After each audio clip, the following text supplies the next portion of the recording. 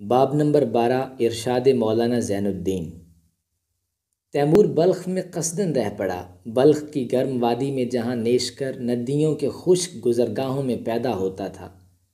خراسان کے چلے ہوئے قافلے ہندوستان کی سرحدوں کے قریب سے گزرتے ہوئے قیام کیا کرتے تھے اور کوہستانوں کے فرما روا شکار کی راہوں سے اتر کر یہاں پہنچتے تھے۔ یہ وادی قدیم ترین واقعات کی یاد دلاتی تھی، گویا اس کی ہوا میں صدیوں کی گرد معلق تھی۔ یہاں مٹی اور بھربھرے پتھروں کے طبقے کے نیچے ایک آتش کدے کے آثار دبے پڑے تھے، جسے کبھی اگلے وقتوں میں آتش پرستوں نے بنایا تھا۔ قدموں کے نیچے گوتم بدھا کے اس سنگین بت کے ٹکڑے جا بجا پھیلے تھے جو کبھی ایک عالیشان بت خانے کی زینت تھا۔ اس کے سامنے بڑے بڑے جاتری جو گیا کپڑے پہنے نہایت ادب سے حاضر رہا کرتے تھے۔ ایک زمانے میں لوگوں نے اس شہر کو شہروں کی ماں کہا تھا۔ سکندر مقدونی کو اس کا نام باکتریہ دریافت ہوا تھا، اور جس زمانے کا ہم ذکر کرتے ہیں اس وقت یہ شہر قبطہ الاسلام کے نام سے مشہور تھا۔ چنگیز خان کے لشکر آئے اور اسے غارت کر کے ایک وسیع ویرانہ بنا کر چلتے ہوئے، مگر اب اس کے گرد مسجدیں، مزار، مقبرے تعمیر ہو گئے تھے، بلکہ یہ سمجھیے کہ شہر شہر نہ رہا تھا، گورستان ہو گیا تھا۔ بعد کو تیمور نے اسے از سر نو تعمیر کیا۔ اس وقت تیمور اس مقام پر تھا جہاں امیر حسین کفن پہنے منہ قبلے کی طرف کیے اپنے مدفن میں آسودہ تھا۔ حسین کے مر جانے پر ضروری ہوا کہ تاتاری اپنے لیے ایک نیا خان منتخب کریں۔ قانون چنگیز خانی بھی یہی تھا، اور اس قانون میں ایک بڑی شرط یہ تھی کہ جو شخص کو خانی کے لیے منتخب کیا جائے وہ ترا یعنی چنگیز خان کی اولاد سے ہو۔ اس کام کے لیے ایک کورلتائی منعقد ہوئی جس میں تمام قبیلوں اور قوموں کے رئیس ہندوستان کے پہاڑی دروں سے لے کر شمال کی مسخ زمینوں کے ملوک الطوائف تک شرکت کے لیے فوراً حاضر ہوئے۔ اس مجلس میں بڑی مقدس صورتوں کے اہل دستار، ایران کے شہزادے، بخارا کے اہل علم، جو بڑی بڑی تعلیم گاہوں کے رئیس، دین کے خادم اور مناظرے و مجادلے کے ماہر تھے، جمع ہوئے۔ ان میں عامائے وقت اور فقہا بھی تھے، اور انہی میں مولانا زین الدین ابو بکر نہایت پاکیزہ سفید لباس پہنے سر پر بزرگ عمامہ رکھے موجود تھے۔ ضعیفی نے بصارت کمزور کر دی تھی، پھر بھی چہرے سے ذہانت و ذکاوت ظاہر تھی، اور ان کے مصاحبوں میں سے خواجہ بہاؤالدین جو ماوراء النہر میں بڑے درویش کامل مانے جاتے تھے، ہمراہ تھے۔ غرض جب ارباب رزم اور اعظام اسلام مجلس میں آ لیے اور انتخاب خاقان کے مسئلہ پر بحث ہونے لگی تو تیمور مجلس سے باہر اپنے بچے جہانگیر سے کھیلتا رہا۔ بعض امراء تیمور کو خاقان منتخب کرنے پر معترض ہوئے۔ بدخشانیوں کی طرف سے ایک مقرر نے کہا کہ اب ہمیں چاہیے کہ برادرانہ طریقوں سے ملکوں کو باہم تقسیم کر لیں، ہر امیر اپنے اپنے ملک پر با اختیارات کامل حکومت کرے، اگر دشمن حملہ کرے تو سب مل کر اس کے مقابلے میں آئیں۔ تیمور کے امراء نے اس خیال کی غلطی ظاہر کی اور کہا کہ بھائی بھائی تو سب ہیں، لیکن ایک بڑے بھائی کی بھی ضرورت ہے۔ اگر تم نے ملک تقسیم کر لیے اور حکومتیں علیحدہ علیحدہ قائم کیں تو جتہ مغل لشکر کشی کر کے تمہیں قطعی مغلوب کر لیں گے۔ امراء میں جو زیادہ صاحب اقتدار تھے انہوں نے قدیم دستوں کی پابندی رکھنی چاہیے اور کہا کہ ہم میں سے کسی شخص کا بادشاہ ہونا ہمارے قانون کے خلاف ہے۔ ہمارا فرض عین یہ ہے کہ چنگیز خان کی اولاد میں سے کسی کو خاقان تسلیم کریں اور تیمور ایسے مقرر کردہ خاقان کا نائب تصور کیا جائے۔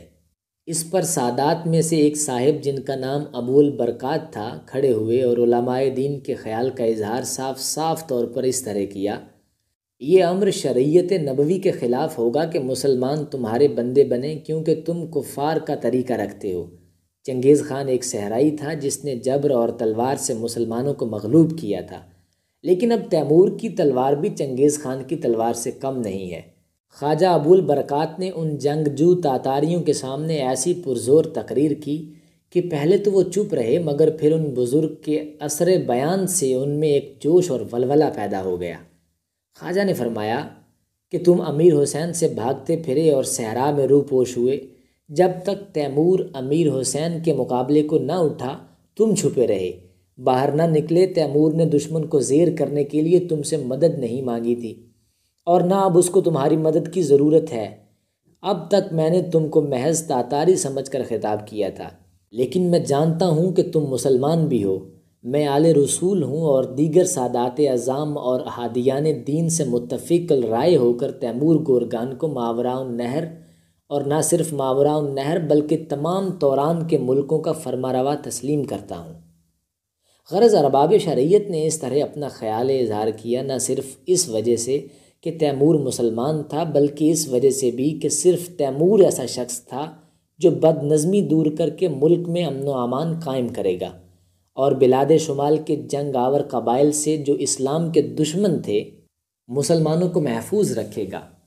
فرما روائی پر تیمور کے انتخاب کا ایک بڑا سبب یہ بھی تھا کہ تمام اہل رزم کیا پیدل اور کیا سوار اس بات پر مصر تھے کہ تیمور ہی ان کا فرما روا ہو، دوسرا نہ ہو۔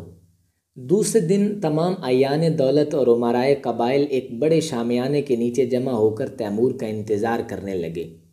جس وقت تیمور شامیانے میں داخل ہوا، سب سرو قد کھڑے ہوئے اور پھر تعظیم کے لیے جھکے اور تیمور کا بازو پکڑ کر سفید مسند کے قریب لے گئے اور یہاں اس کو اپنا بادشاہ اور امیر مان کر سریر حکومت پر اسے بٹھایا۔ یہ طریقہ پرانے قبائل مغل کا تھا۔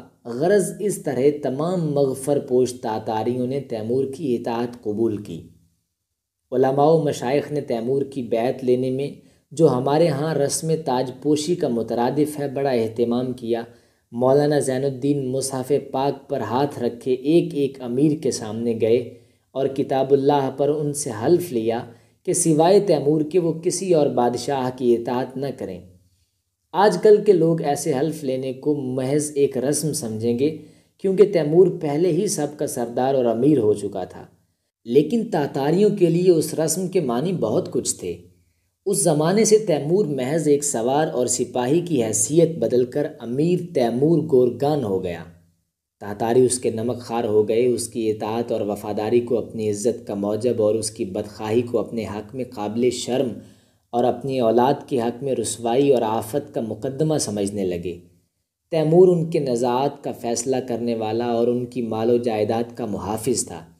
اگر وہ ان باتوں پر قائم نہ رہا تو پھر تاتاری امراء کو اختیار تھا کہ ایک کورلتائی منعقد کر کے تیمور کی جگہ دوسرا امیر منتخب کر لیں۔ مسند کے قریب غالیچے پر کھڑے ہو کر شیخ وقت زین الدین ابو بکر نے تیمور سے خطاب کیا، خدا کا حکم یہی ہے کہ آپ ملک فتح کریں، آپ کی قوت کی ترقی رہے اور آپ کے ذریعے سے اسلام کا بول بالا ہو۔ نمدے کے فرش پر آبنوس کا ایک نیچا سا تخت بچھا تھا۔